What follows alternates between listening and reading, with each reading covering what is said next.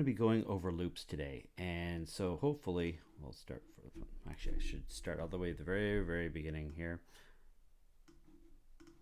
We're going to start off with looking at loops. And this is going to take us a couple classes. And I think it definitely requires multiple practice sessions for you. I think loops are one of those things that confuse some people. They don't confuse everybody, but they confuse some of you. And so if you are a little confused, one of the biggest pieces of advice I can give you is just more practice. Just like writing functions, just like making if conditionals, any kind of looping that we're going to do just requires a lot of practice. So we're going to go over a bunch of these steps one at a time, but I wanted to point out we are going to be leaving off steps 5 and 6, but I do want to point out what they are, just in case you talk to somebody and you go, well, we never learned that in my program, and then the other person that's a programmer makes fun of you. They shouldn't make fun of you because that's them being snobby, but we have a whole bunch of different ways of looping through our programs. We've looked at conditionals already, but we're going to look at how we can go through our programs and remove a lot of the repetitive nature. Two things we are not doing. Number 6, if I think you guys have to do this, when you end up doing assembly, you will see this go-to statement, and you will then learn why I hate go-to statements. The go-to statement is in the bad old days, early 1980s, when there was a sort of a seminal paper written about it.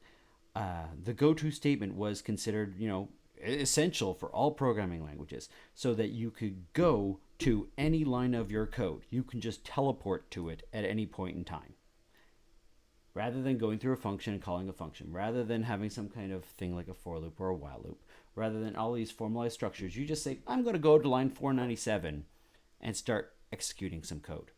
This is where the term spaghetti code comes from, by the way. Because with these go-to statements, because you can go anywhere at any time, your code looks like a bowl full of spaghetti where the path of your code that your code has taken could be anything. They were impossible to debug. You will see it when you finally get to assembly. So we are not doing go-to statements. They are an option in C. If you give me one, I will take off points. I will also really question why the hell you're calling it. So if you see the word go to, run far, run fast is a general rule. The person who wrote it either is really, really, really smart, and that's very unlikely, or they're really, really, really arrogant and dumb, because you should not be using go-tos in C unless you absolutely need to. They're way too dangerous. It's like having an assault rifle in your house, right? Do you really need one? Are you going to be invaded by an entire army? Because it's not home defense when you have an assault rifle. This thing is just, it's overkill. A loaded assault rifle, sorry, I should be more specific. We're also not going to look at recursion.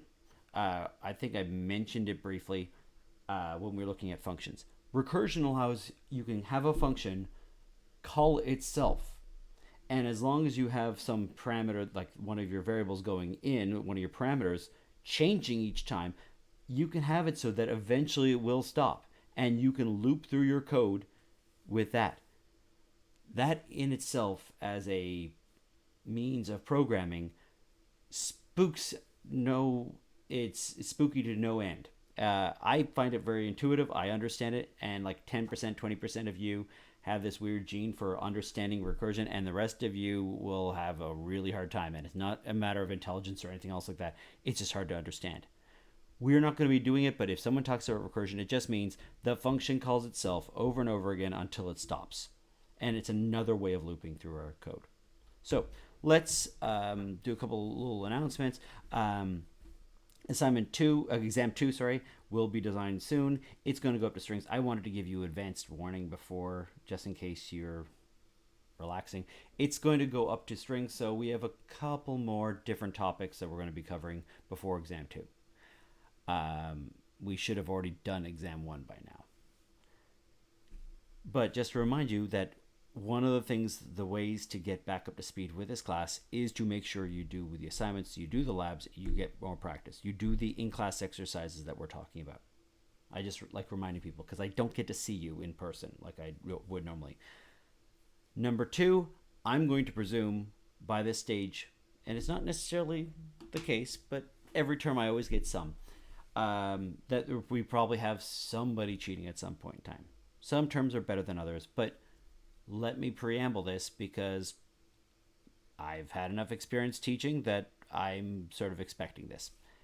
And that's cheating cases. If we don't have any cheating cases, that's fantastic. I could not be more proud of you guys if you have no cheating cases. But every once in a while, people think, oh, well, I could just copy and paste and they're not going to ever catch me. Here is what Moss looks like for us.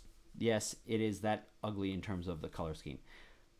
This is two student submissions that I got. Hopefully I don't have anyone's name or anything like that in there. They are slightly different. Notice part B, converting integer to binary. That's not over here. We have a bunch of other stuff that's slightly different between the two of them. This is in a main method. It's not in a main method here. But notice the code structure and everything that I have between these two things are effectively identical. Even if you change the names, Moss is able to say, oh, all they did is find and replace, and they still flag it as duplicate code. Now, it's not exactly duplicate, but it flags it for me to look at, and so the TAs run all of your code, every single student submission against every other student submission, and flags all the cases where the code is in common.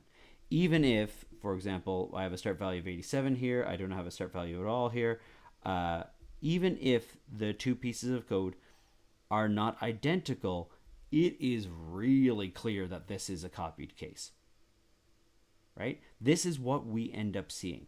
And they're not identical, but there's no chance in hell that this is by accident, right? This is either they have the same common source for their files or one copied off the other. In either case, I report it to the Associate Dean of Engineering and they talk to you. I don't talk to you. You don't get to beg your case before I send it up. I send it up and then they talk to you. And most likely in this case, they got a partial letter grade deduction in their final grade and they got a 0 on the assignment. So whether you understand the assignment or not, it's better to pass in nothing than it is to pass in it's better to pass in nothing or a broken assignment and get the practice than to cheat off somebody, because the assignments don't let you pass the exam. You practicing lets you pass the exam, right? The practice from the assignment lets you pass the exam. It's not whether you pass the assignment or not. And when people say, well, I did really bad on the exam, but I did really well on the assignments, it means nothing to me. It's far too easy to cheat. So we check for cheating. Even if you get away with it, it doesn't help you because the exams, we're trying to test it on the exams. And since we're doing it online, heck, you could probably cheat on the exams. I don't encourage it, but you might be able to sneak one by me on the exams. And even then, you get to my 2400 class, which will be in person most likely, and you're going to fail out that class. It is just ridiculous. If you don't understand basic arithmetic, how do you do calculus? So if you're cheating now, I like preambling this. If you're cheating now, it is just hurting yourself in the long run. And it is going to really hurt when you finally get caught and you get stuck in one particular level. If you fail out in third year, you wasted all that tuition. Just do the practice, please. Okay. Most of you don't cheat, and fantastic. Keep up the great work. Some of you do. Really disappointed. Okay. So let's move on to other things. Let's look at loops. Why do we care? Why do we need yet another tool? Well, I'm lazy. That's the reason why we have loops. That's why they were really quickly invented. Well, people are like, I don't want to do this crap over and over again, right? If I'm trying to convert, say, an integer to a 64-bit binary number, right? The decimal to binary function that I was talking about from a previous assignment, right? You pass in an integer, it converts it to some binary number. It's actually just an integer as well, but it's what the binary number would look like, 1001, for example. What if I have a 64-bit binary number? Or what if I need to print off a whole bunch of information? It would be a massive pain to try and manually copy this 64 times. And now suddenly I get a 128-bit binary number that I need to use. I need to copy and paste my code again. I have 128 individual if statements. That's ugly as hell. No one wants that. What I want is to let the computer do what it's good at. Humans are really bad at repetitive tasks. Even if you like repetitive tasks, little errors sneak in. Computers are really good at repetitive tasks. Let them do it. That's what they're designed for. So instead of you manually copying and pasting your code, this is what loops are for. I do it once, I do it right, I make sure it's right, I throw it in a loop, and and then I have the right answer no matter what size of input you give me. You give me a list of 4,000 elements, it works just as well as a list of 20 elements. It's the same thing. I want something that no matter what size you give me, whether I go from a megabyte to terabytes of information, the functions still work. That will not work if I'm doing it manually, copying and pasting a bunch of times. And if I make a mistake one time and I copied that code 9 different times, I got to replace that code 9 times. And I'm going to forget one of them, and I'm going to have yet another bug on the instance number 7 I forget to replace. And I have a bug in my code again. I'm getting more and more bugs. I want to be as lazy as humanly possible. Conditions may be critical to programming, but so is repeated action, so is looping. And so that's why we're making such a big deal of this. If you might recall, when we were doing the Scratch assignment, we had forever loops that you looked at. We had loop untils, which you may or may not have used, right? They keep going until some condition is hit. And then we have loop fors, which are a countable number of loops. It will loop for 10 times. It will loop for 20 times. It's a countable number of loops. And it's definitive. It's going to stop. You know it's going to stop. You may have hit you definitely hit a forever loop. You may have hit a loop until. You may have hit a loop for in your Scratch assignments. It's there too. So in case you need to hang your hat on or hang your sort of thought process on something you've seen before, we've already seen this. We've seen it in Scratch. Again, I want you to be efficiently lazy. And efficiently lazy means not you copy and paste your code a bunch of times, because if you make a mistake, you got to fix a bunch of places. Efficiently lazy means let the loop do the work for you. Write the loop, write it correctly once, let it do its job, right? I don't want to have to ever copy and paste my code. I just want to write a loop that does it for me, does all that extra work for me. So we were reducing code duplication, and when the amount of data scales up, we deal with it automatically. We wouldn't get that any other way. All right. So let's take sorting, for example, right? There's a great video, if you want to nerd out, called Sorting Out Sorting from 1981, I do believe, from the University of Toronto. Really bad sounds and stuff like that. But they're talking about sorting algorithms back in the 1980s, early 1980s. And they're talking like 1 million item sets. Now, at the time, that would have been colossally large. I'm watching videos right now about Google Cloud computing, and they're talking about terabytes of data, going through terabytes of data in a database and, running a report or doing a visualization on terabytes of data. What we end up having is Moore's law says every 18 months, the number of transistors you can put on an inch, like the amount of transistors per square inch, doubles every 18 months. Moore's law is not necessarily being done anymore. Like, it sort of stopped at about 2006, I do believe. But we're still pretty close.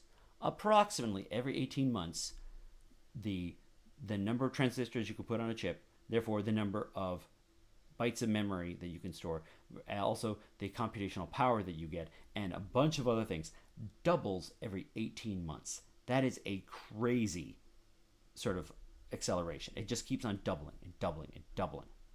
That's why my phone right now absolutely crushes my early computers. Heck, it crushes my desktop computer I had in, let's say, 2011 probably now, right? The new Raspberry Pis, the $35 Raspberry Pi that you can buy right now, has a computational power of my desktop computer that I still use at home.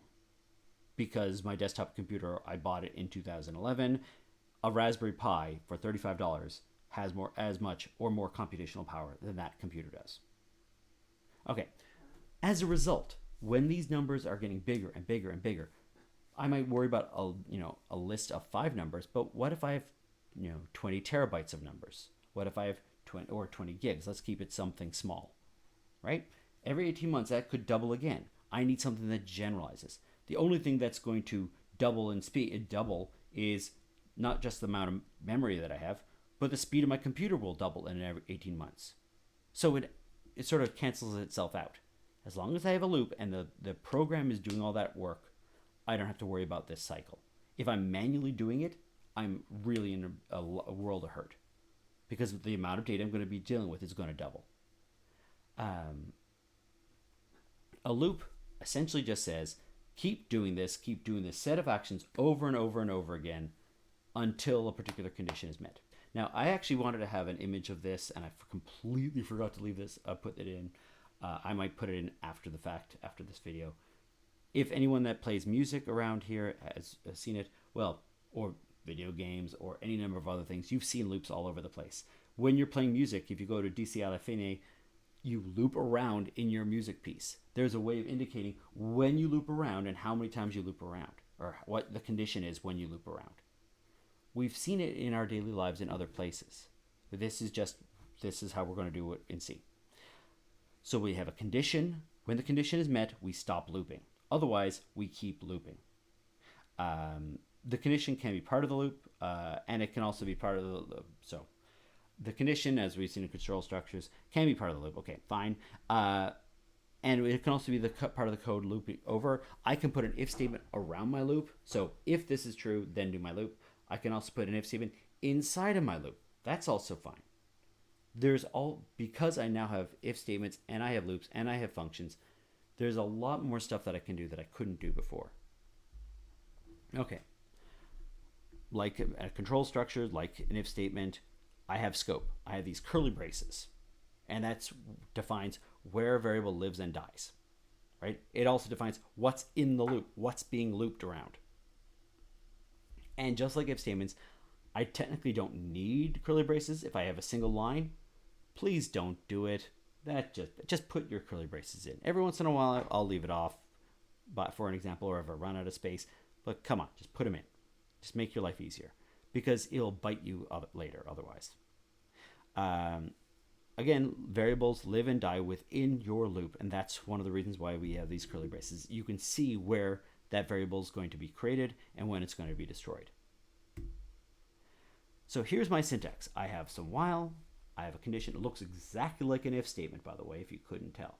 So it'll just say while instead of if, and then I have some condition. It is saying while this condition is true, while this is true, instead of going with an if statement, I would just go into this and be finished. With a while statement, it says do it. If this is true, do this stuff in here, and then go back out again and check again, and check again, and check again. So it's like an if statement, but it just keeps repeating. So technically, you could replace if statements with the while loop. You shouldn't, but you technically could. And just like an if statement, we have double equals, we have not equals, we have greater than, less than, all the usual kinds of tests. While loops are the most powerful. They are the most generalized format. Anything you can do with a while loop, anything you can do with the other loops, you can do in a while loop. But they're not only generic, they're extremely dangerous. We're doing the dangerous one first. It's dangerous because it's really easy to not stop your loop. And that's really bad. It's one of the more frustrating things you'll get as a programmer. So, as a programmer, you write a loop, it goes on infinitely, you have nothing to stop this thing from going on infinitely, your system actually just will hang. You'll run out of resources, or all sorts of other weird things will happen. And you won't catch it unless you put in a breakpoint or you hard code stop your program, right? You can't just wait for it to stop like you did before. And it won't give you a syntax error. It's just you'll go to run it, and then suddenly everything will crawl to almost to a halt. So here's what a while loop looks like with a flowchart. I have some kind of test. If it's true, do the body of the loop, go back around, do another test. If it's true, go back around. That's all it is. We've already looked at this as a flowchart. We've already looked at this kind of thing before. And once it's finally done, then I do the other statements after the while loop. So let's take a task that we're going to keep revisiting again and again. I actually should have called it max val and min val and max val, but we'll change the variable name a little bit. But this while loop, it's all we're going to do is we're going to take in two values, a minimum value, a maximum value. It's going to calculate every single number between min val and max val, and output the whether this value, if the value is that one of the values in there is even, I'm going to output something. So this is what the exercise we're going to keep on using to look at while loops, do while loops, and for loops. So we calculated something is even or odd, and we've already done this in the is even or is odd, depending on how you want to do it, the is even function that we did in previous lectures. We're going to revisit that again. And what we're doing here is we take a number, we do a modulo, and if it's a factor of 2, so if it's evenly divisible, then it's equal to 0. If it's odd, then it will give you a remainder of 1. Okay. And with our while loop, we'll just go through each of the numbers between min val and max val, checking to see if it's even, and if it is even, we print out something. So here is what we're going to be using. Here is a little helper function that we've been talking about in previous lectures, is even. Is even will take in some integer value, and by the way, I didn't compile this code, so if you see a syntax error somewhere, please let me know. It'll take in some value, and it will return some integer. Why? Because there's no Boolean in C. There is a Boolean in C++, but in C, a Boolean, this true or false, is either a 0 or a 1. Okay, so I take in some value val. So let's say the value is 11. 11 mod 2, that gives you a remainder of 1. Actually, this is going to be wrong. I want to stop my video and redo the whole thing here. Let's actually go walk it through it here. So I like when things go wrong somewhat. 11 mod 2 gives a remainder of 1. Is it equal to 1? So I should make it equal to 0. There we go. That'll fix it. If it's equal to, and let's see my alternative as well while we're at it. Okay, so let's take 11. 11 mod 2 gives me a remainder of 1. Is it equal to 0? No, it is not. So this is going to return false, which is going to be equal to the value 0. This should give me a 0. Let's look at this other version of it. 1 minus 11 mod 2 is 1, which gives you a 0. Okay, we're fine. It's only this test right here, which I'll fix for the slides. Okay, this function here is going to be used in my other function. Notice I could have put it directly in here, this little expression here. I could have put it directly in my function, but if I already had a function called isEven, why not just use it? Right? I like sort of the idea of sort of compartmentalizing my logic, right? So if I need a function to test if something is even again later on, if I have it in a function, I fix it once and it's going to be fixed everywhere. If I hard-coded this value in to this function and another function and another function, and then I find out I have this bug that I had, what would happen? I'd have to fix that bug everywhere and a bunch of times in my code. Again, efficiently lazy. Okay, here is print evens. I have some minimum value going in. I have some maximum value going in. They are parameters going in. I also am going to have a local variable, and here is my while loop. I'm going to keep on going until cout value is greater than cmax value. So until this cout value is greater than cmax value, I'm going to keep on checking to see if it's even, and if it is even, I'm going to print out a value.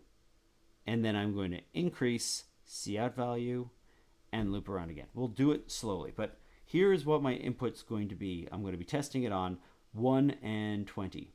So 1, this is 20. Okay. We'll go through a simpler version of this later on. But what we would expect to see here, what would I expect to see? I would expect I'm going to print off 2, so it's going to be like 2, 4, 6, 8, dot, dot, dot. And then I'm going to include 20, so, and go down to 20.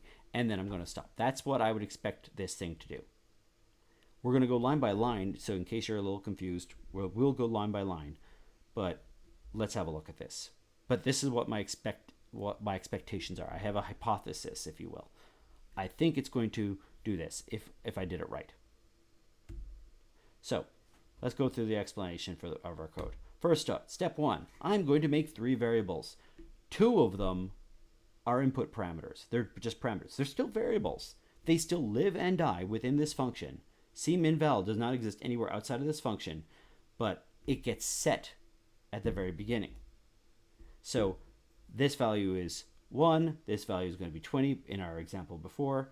And then we have a new variable inside a local variable called cout value. I think it should be cout val. I was shrinking down my my text to make it shorter, less writing, and I forgot one. Okay, a little syntax error. Okay, cout val. And then step 2, I'm going to set cout, and then there's an extra c in here. Oh, that's where it went wrong. Cout val. We're going to fix these around. Fix this up. Cout val is going to be given the value of cminval. And I also have to get rid of this one. Wow, there's a lot of things in here. So I have cminval. I have cminval. I should really slow down my wording on that. That sounded bad. And cminval is going to, coutput val is going to be equal to cminval. Okay. When I do this, I will check. Next step. It's probably going to have the same problems here. I'm going to fix all those things up. The next step is going to be, while this value here, it starts off at 1, it goes to 20, while it is less than or equal to the maximum value.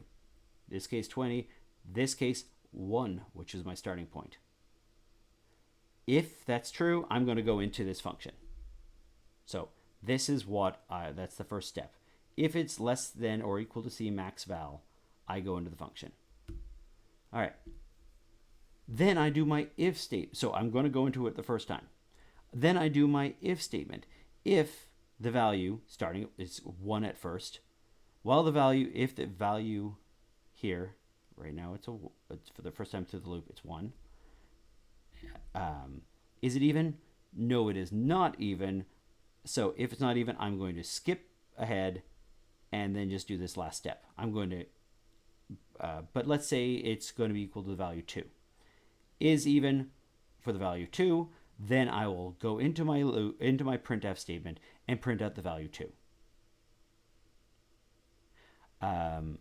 So I could say, by the way, I notice this condition is it even, and it's true or false. But I could say is even equal to 1 would be the exact same thing. I don't have to write it this way. I could have said is even cout value is equal to 1. That would have also done it. So this is doing this modulo, but at the same time is even, it's sort of encapsulated in this function is even. Okay.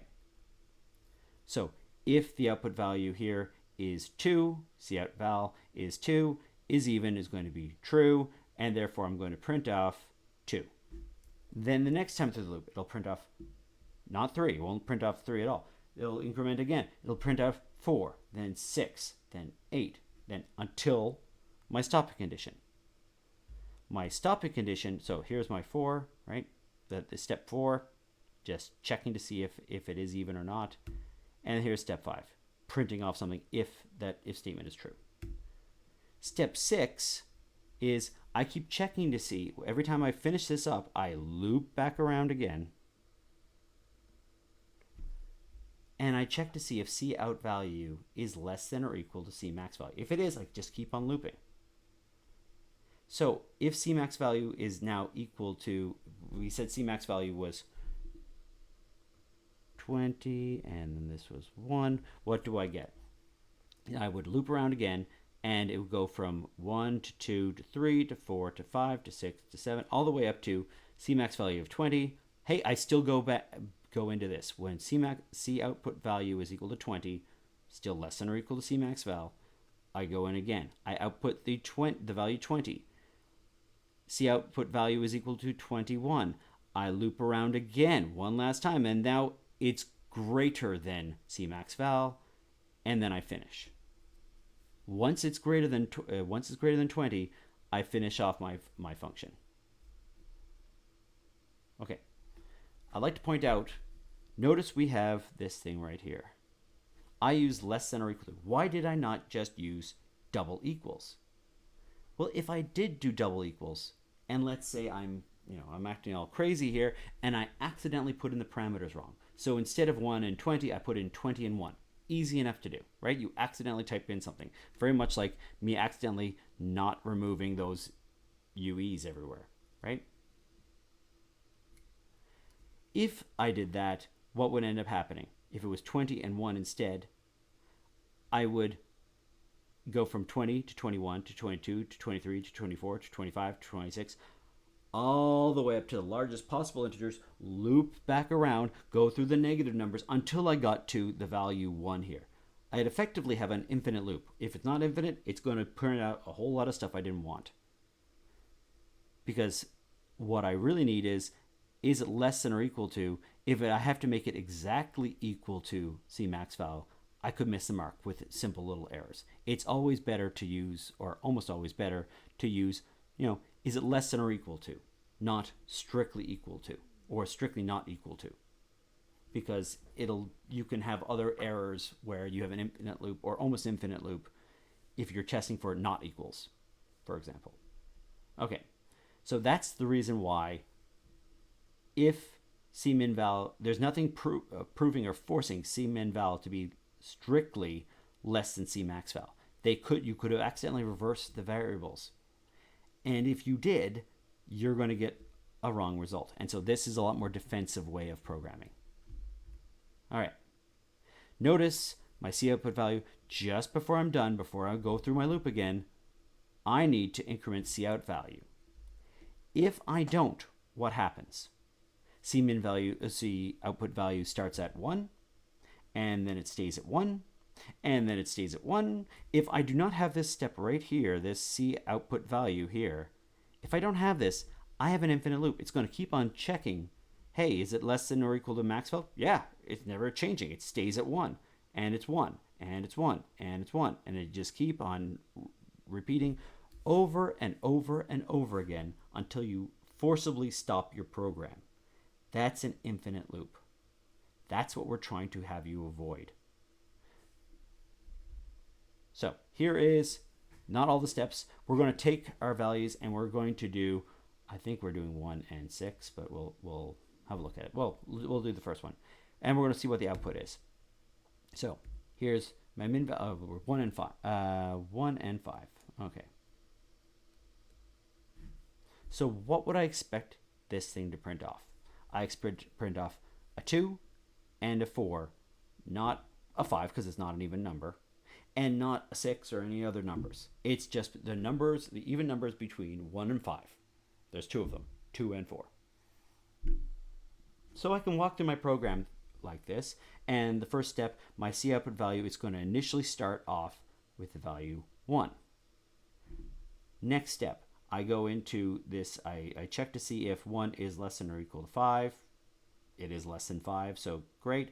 I check to see if 1 is even. It is not even. I skip this printf statement. My value now is no longer 1. It's going to be, actually should have the next step, I do believe. No. C output value, it's going to be 1, 2, and I'm going to print off something. Then it's going to loop around again, 3, 4, and I should print off something. When C output, so this is one of my time steps. I said I'm not showing all the steps in the animated version of here. If when I get to 4, what I check to see if 4 is less than or equal to max. It is less than C max value. So I'm going to check to see if it's even. it is even, I'll print off the value 4. Next, I will increment it to 5, my value to 5. Is it less than or equal to C max? Yes, it's less than or equal to. It's equal in this case. So it's equal. I still check. Is it even? No, it is not even. I jump over the printf statement. I increment C output value, and once I'm done there, I have this final condition. Is it greater than C max value? Yes, it is.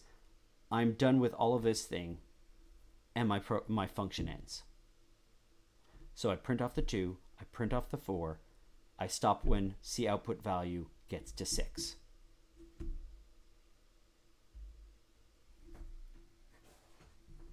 While loops are extremely flexible, and they allow you some flexibility in your program. So if I went from 1 to 10, 20, or 1 to 5, well, I can make it 1 to 1,000. I can make it 1 to 10,000 or 2 million, right? My initial step, I can start with something very, very simple to test out my code, and then I can really push things and try to 1,000. Nothing really changes. The only thing that would change is what my initial variable is. I call the function with a different input. It will do a different thing. I don't have to change this function whatsoever. Print evens does not change whatsoever, irrespective of what the input is here. It still just works. So I give it a different input parameter, changes everything.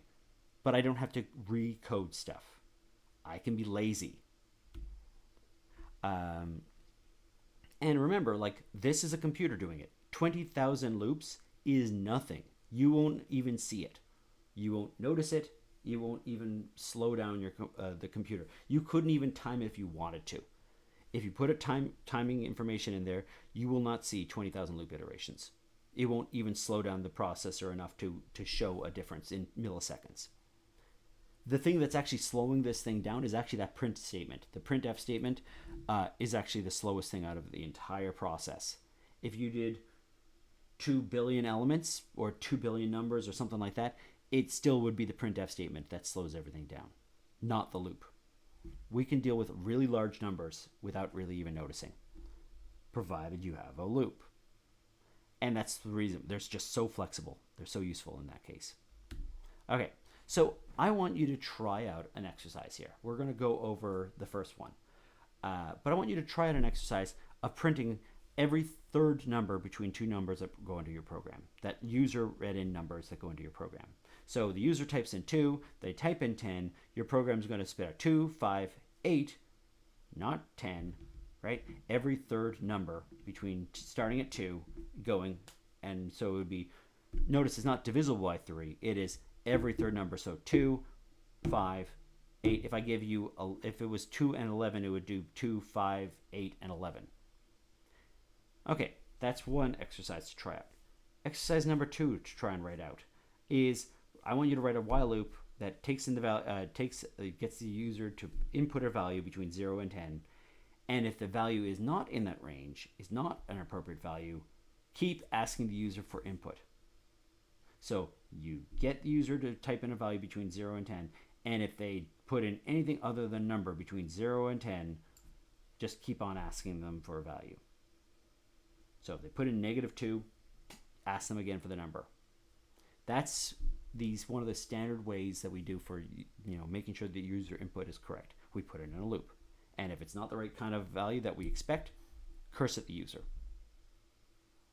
So we're going to go over this in a second, but try this out first. Are you trying it out? I hope so. Okay, let's see what we have. So I could have thrown it all in a function, but why not this way? So I have two variables, min and max. I'm going to use my scanf to get in a new value for min, get a new value for max. If the min is greater than the max, I'm just going to flip those two. You put in two numbers. I don't know which one's the bigger of those two numbers. So if the min is greater than the max, I just flip them around. If they're even, I don't do anything. If min is less than the max, I don't do anything. Okay, so at this point in time, min has to be, logically, min has to be less than the max. Okay, I'm going to have some current value, which is going to be equal to my min. And while the current is less than the max, so we're not including the max in this series, I guess, or if we could have done less than or equal to if I wanted to include the max in this series, then I print off the number. So I print off whatever my current value is, and then I increment the current by 3, because I can do that. So it goes from 2, then it goes to 5, then it goes to 8, then it's the next number afterwards would be 11, and 11 is greater than the max, which was 10 in our example we did before. We stop our while loop and we're done. That's it. Notice I don't have to always increase by 1. I can increase by 3 if I wanted to. Or I could have increased by 1 each time, but then I need to get all cutesy with how do I test to see if it's 3 greater than my initial starting value. We could do that. We could, but this is the easier approach. Okay, so I'm going to stop it right now. Hopefully, I'm not going to have as many little typos in my variable names for the next video. I'm also going to clean up the video now. When we come back next time around, we're going to be looking at do while loops. And then another video later, we're going to start jumping into, we're going to have a very, very brief overview of arrays, just so we can talk about for loops. And then when all is said and done, after all of these loops, then we're going to get into structs after that. Okay, and I'll talk to you guys soon.